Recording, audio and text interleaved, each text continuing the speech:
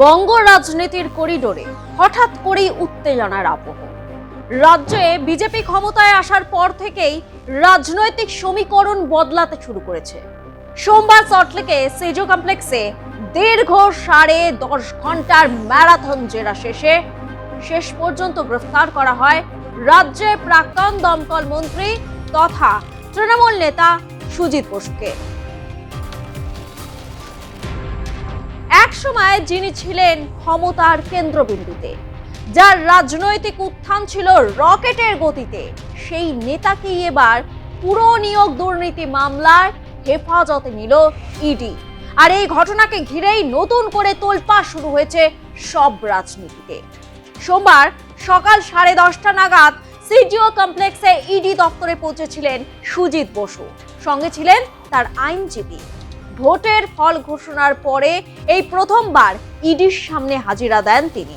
সূত্রে খবর, দক্ষিণ দমদম পুরসভার বেআইনিভাবে চাকরি দেওয়ার অভিযোগে তাকে তলব করা হয়েছিল।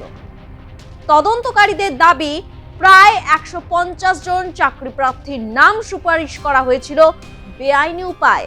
শুধু তাই নয়, চাকরি পাইয়ে দেওয়ার বিনিময়ে মোটা অঙ্কের টাকা নেয়ার অভিযোগও উঠেছে তার বিরুদ্ধে।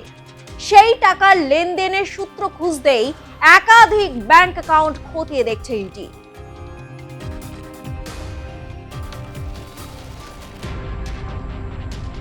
রাত বাড়ার সঙ্গে সঙ্গে জল্পনাও বাড়ছিল।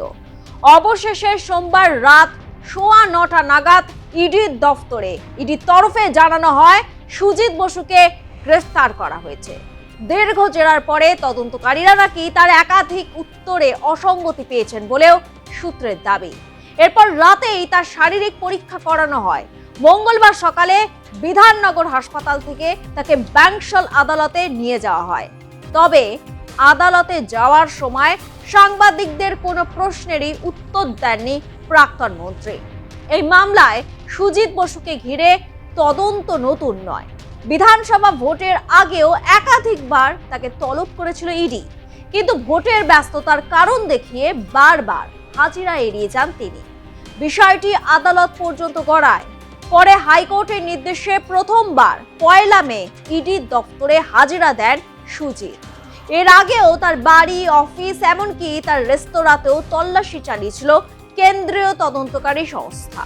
শুধু সুজিত নন, তার ছেলে সমুদ্র বসু এবং পরিবারের অন্য সদস্যদেরও জিজ্ঞাসাবাদ করা হয়েছিল। বরাবরই সুজিত বসু দাবি করেছিলেন যে মামলায় তাকে ডাকা হচ্ছে, সেই মামলায় ইতিমধ্যেই সিবিআই চার্জশিট জমা দিয়েছে এবং সেখানে তার নাম নেই। কিন্তু শেষ পর্যন্ত সেই যুক্তি তাকে রক্ষা করতে পারল না। ইডির দাবি, তদন্তে এমন একাধিক আর্থিক তথ্য উঠে এসেছে যার সদুত্তর দিতে পারেননি তিনি। কোটি কোটি টাকার আর্থিক লেনদেন, বিলাসবহুল ফ্ল্যাট কেনা এবং পুরসভায় বেআইনি নিয়োগ, এই সমস্ত অভিযোগকেই এখন সামনে রেখে এগোচ্ছে তদন্ত। বিজেপি বাংলায় সরকার গঠনের পর এই প্রথম কোনো হেভিওয়েট নেতার গ্রেফতারি, সেই নিয়ে মুখ খুললেন রাজ্যের পঞ্চায়েত মন্ত্রী দিলীপ ঘোষ। স্পষ্ট ভাষায় তিনি বলেন, মানুষের টাকা যারা চুরি করেছে তাদের শাস্তি পেতেই হবে। আইন সকল দোষীদের শাস্তি দেবে। তার কথায়, গত 15 বছরে যে দুর্নীতির অভিযোগ উঠেছে তার তদন্ত এখন চলছে এবং প্রশাসন নিজের কাজ করছে। बहुत नेता मंत्री ऐसे हैं टीएमसी के, मैक्सिमम सब करप्टेड है। अभी तक पुलिस की अनुमति नहीं मिलती थी, गवर्नर की अनुमति नहीं मिलती, तो इंक्वायरी नहीं हो रहा था। अभी सारे केसेस ओपन होंगे और सारी बातों की इंक्वायरी होगी, जनता जो चाहती है वही होगी। পাশাপাশি বিজেপি নেতা সজল ঘোষও এই নিয়ে মন্তব্য করেছেন। তিনি বলেছেন, ওনাকে তো জেলে যেতেই হতো, এখন তো আর বলতে পারবে না ভোট আছে, ভোটের জন্য অসুবিধা সৃষ্টি করার জন্য এই ষড়যন্ত্র করা হয়েছে তার বিরুদ্ধে। এদের মতো ছোট মাছেদের ধরে লাভ নেই, বড় মাছ ধরতে হবে।